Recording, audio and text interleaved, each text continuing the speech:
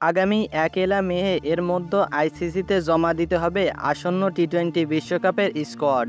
এরই মধ্যে দলে কারা থাকবে আর থাকবে না তা ভাগই চূড়ান্ত করে ফেলেছে বাংলাদেশ ক্রিকেট বোর্ড বিসিবি।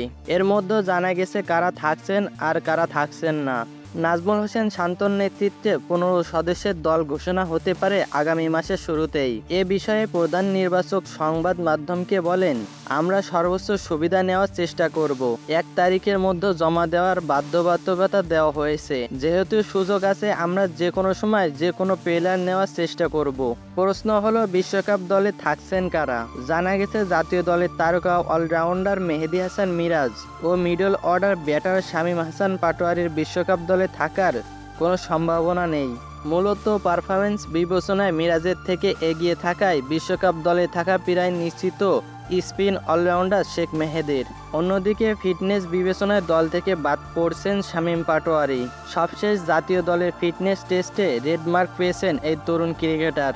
এছাড়াও বারবার সুযোগ পেয়েও নিজেকে প্রমাণ করতে না পারায় দলে থাকার সম্ভাবনা নেই ওপেনার এনামুল হক বিজয়ের। আরেক ওপেনার নাইম শেখ ও স্পিনার তাইজুল ইসলামেরও দলে থাকার সুযোগ খুব একটা নেই, যদিও শ্রীলঙ্কা সিরিজের দলে ছিলেন তারা। জিম্বাবুয়ে সফরকে সামনে রেখে এরই মধ্যে ১৭ সদস্যের প্রাথমিক দল ঘোষণা করেছে বিসিবি।